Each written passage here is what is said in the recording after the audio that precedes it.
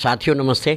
आइए, मेरे साथ में है ब्लॉक प्रमुख गंगहिरी वीरवती यादव के प्रतिनिधि योगेश जी। मैं योगेश जी से जानना चाहूँगा, योगेश जी आज 14 अप्रैल है, बाबा साहब का जन्मदिन है, तो बाबा साहब के जन्मदिन पर आप लोगों को क्या संदेश देना चाहिए? सबसे पहले मैं 14 अप्रैल के हार्दिक शुभकामनाएं अंबेडकर जयंती की सब वो पूरे देशवासियों को देना चाहता हूं और सबसे यही निवेदन कर रहा हूं कि जो बाबा साहब ने जो ऑब्जेक्टिव्स हमारे संविधान में रखे हैं उनको ध्यान में रखते हुए हमें देश को आगे लेके जाना है। आगे ले जाने के लिए मतलब किस फार्मूला पर लोगों को अपना विचार करें? मुझे लगता है सबसे पहले बाबा साहब ने जो प्रस्तावना हमारे कॉन्स्टिट्यूशन में लिखी है उसको लोगों को समझना होगा, जिसमें हम वो क्लियर कट कह रहे हैं कि हम जब हिंदुस्तान की बात करते हैं या जब आज़ादी के समय जब ये चर्चा हुई थी संविधान सभा में कि हिंदुस्तान कैसा होना चाहिए, तो उस प्रस्तावना को हमें पढ़ना चाहिए जिसमें लिखा हुआ है कि we the people of India solemnly resolve that we will constitute India a socialist, a secular, a democratic republic in which we secure all our citizen social justice, economic justice, fraternity, equality to all the people of our India. तो बाबा साहब का भारतीय संविधान का क्या योगदान है समाज में? योगदान हमें इसी बात से समझना होगा कि जब संविधान सभा में जब ये चर्चा हुई थी कि संविधान जब हम लागू करेंगे तो हम लोग कैसे उन शोषित उन वंचित लोगों को हम कैसे मुख्य धारा में लेके आएंगे, सबसे बड़ी चुनौती ये थी।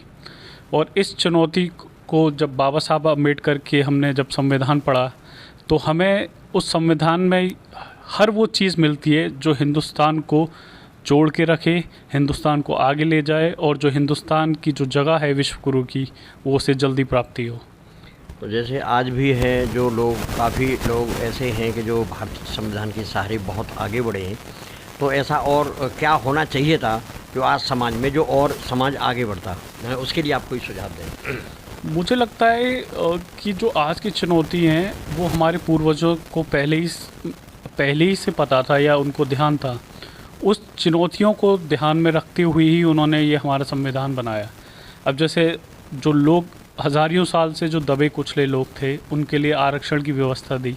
और आरक्षण का मतलब लोगों को ये समझना होगा, आरक्षण का मतलब नंबर नहीं है ना, आरक्षण का मतलब ये है कि उनके पास पैसा है तो उनको आरक्षण क्यों मिल रहा है। आरक्षण का मतलब है रिप्रेजेंटेशन, कि कितने पदों पे उन शोषित वंचित लोगों को जगह मिली है, क्या उनका रिप्रेजेंटेटिव ऊंचे पदों पे हो रहा है कि नहीं। तो ये चीज़ हम लोगों को समझने की ज़रूरत है। तो अभी आपने देखा कुछ ऐसी जगह आती हैं कि जहाँ रिजर्वेशन में भी कुछ कमियां रह जाती हैं, तो जैसे कुछ जगह हैं ऐसी जो नहीं भर पाती हैं, तो ऐसे संबंध में आप कुछ कहना चाहेंगे कि जो मुख्य धारा में वो लोग भी आएँ? उसके लिए मैं सरकार से यही निवेदन करना चाहूँगा कि सरकार को कहीं ना कहीं ये कैलकुलेट करना पड़ेगा या ये देखना पड़ेगा रिपोर्ट से कि कितने ऐसे पद हैं जिन जिन जगहों पे आरक्षण लागू है और आरक्षण लागू होने के बाद भी वो पद आज भी खाली पड़े हैं, चाहे वो आईआईटी हो, आईआईएम हो या सरकारी संस्थान हो। उन सब जगहों की रिपोर्ट से हम लोगों को पता लगेगा कि आरक्षण जो लागू 50 साल पहले हुआ या 70 साल पहले जो लागू हुआ उस आरक्षण का क्या लाभ हुआ और हम लोग कहाँ तक पहुँचे और क्या हमें सुधार की उसमें ज़रूरत है। योगेश जी, मेरा एक अंतिम प्रश्न होगा आपसे। अब तक तो ये अम्बेडकर जयंती को बहुत कम लोग मनाया करते थे। अब एक ऐसा प्रचलन है कि आप जहाँ जाओ, जिस समाज में जाओ, वहीं बाबा साहब की जयंती मना रहे हैं लोग। तो अब लोगों में क्या जागरूकता आई है, क्या कहेंगे इसके लिए? हाँ बिल्कुल, लोगों में जागरूकता आई है और कहीं ना कहीं जैसे जैसे लिटरेसी रेट बढ़ रहा है, लोग पढ़ना शुरू किए हैं, तो लोगों को समझ में आ रहा है कि हमारे पूर्वजों का कितना बड़ा योगदान था और कितनी मुश्किलें और कितनी सेक्रीफाइस के बाद हम लोगों को आज़ादी मिली। और आज़ादी मिलने के बाद जो एक ऐसा देश जहाँ एक सुई तक नहीं बनती थी, आज हम लोग हवाई जहाज़ बना रहे हैं। जब हम विदेशों में जाते थे तो लोग हम पे हंसते थे कि एक ऐसा देश जहाँ गाय की पूजा होती है, जहाँ सांपों की पूजा करते हैं या सांपों का खेल दिखाते हैं, वो देश कैसे आगे बढ़ पाएगा। लेकिन आज देखिए, ये हमारे पूर्वजों की सोच, उनकी कल्पना का ही ये आज असर है कि आज हम दुनिया की सबसे तेज़ी से बढ़ती अर्थव्यवस्था हैं, सबसे ताकतवर फ़ौज हमारे पास है। हमारे आप सोशल इंडिकेटर देख लीजिए, हमारी सोशल स्कीम देख लीजिए, हम कितना आगे कर रहे हैं। हम आईटी हब बन चुके हैं आज। तो कहीं ना कहीं हमारे पूर्वजों का आशीर्वाद का ही नतीजा है जो आज हम लोग, हमारा देश 70 सालों में जो आज इतनी तरक्की कर पाए। चलिए, आपने डेली न्यूज़ से बात की तो मैं आपको यही चाहूँगा कि डेली न्यूज़ के माध्यम से आप लोगों को और क्या संदेश देना चाहते हैं योगेश जी? समस्त डेली न्यूज़ के समर्थकों से मैं बस यही कहना चाहूँगा कि 21वीं सदी भारत की सदी है, और चूँकि हिंदुस्तान सबसे युवा देश है तो हम युवाओं पे सबसे ज़्यादा जिम्मे बढ़ पाएगा। लेकिन आज देखिए, ये हमारे पूर्वजों की सोच, उनकी कल्पना का ही ये आज असर है कि आज हम दुनिया की सबसे तेज़ी से बढ़ती अर्थव्यवस्था हैं, सबसे ताकतवर फ़ौज हमारे पास है। हमारे आप सोशल इंडिकेटर देख लीजिए, हमारी सोशल स्कीम देख लीजिए, हम कितना आगे कर रहे हैं। हम आईटी हब बन चुके हैं आज। तो कहीं ना कहीं हमारे पूर्वजों का आशीर्वाद का ही नतीजा है जो आज हम लोग, हमारा देश 70 सालों में जो आज इतनी तरक्की कर पाए।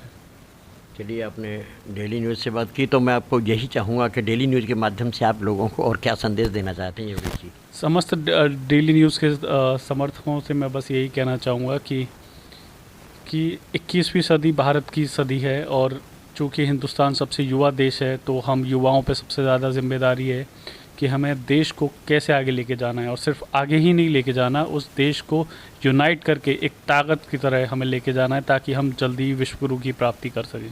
योगेश जी, ऐसा होता है कि कुछ लोग जो ऐसे हैं जो कानून को हाथ में लेना चाहते हैं और हाथ में ले लेते हैं, उन जीवन भर वो भी परेशान रहते हैं। तो ऐसे लोगों को क्या संदेश देना चाहेंगे? वो कानून की हेल्प करें तो कानून उनकी मदद करेगा उनके लिए, तो आप क्या संदेश देंगे कानून के संदर्भ में? ऐसे लोगों को मैं यही संदेश देना चाहूँगा कि अगर उनकी कोई शिकायत है या उनका कोई ऑब्जेक्टिव है तो वो संविधान के दायरे में आके वो चीज़ करें। ये नहीं कि वो खुद ही हथियार उठाएं। जब बाबा साहब ने हमारा ये संविधान बनाया था तो उसमें ये प्रावधान रखे गए हैं कि अगर कोई किसी चीज़ से बात सहमत नहीं है, किसी की बात से, तो असहमत हो सकते हैं, लेकिन असहमति का मतलब ये नहीं कि आप सामने वाले को दबाएंगे।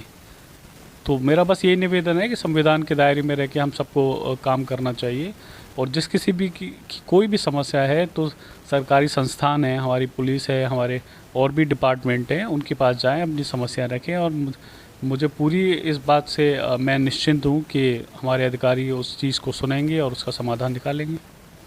चलिए साथियों, अभी मेरी जो बात कर रहे थे, मेरे साथ में थे युवा नेता भाई योगेश यादव। चलिए, डेली न्यूज़ के लिए अलीगढ़ से मैं राजपाल सिंह आर्य।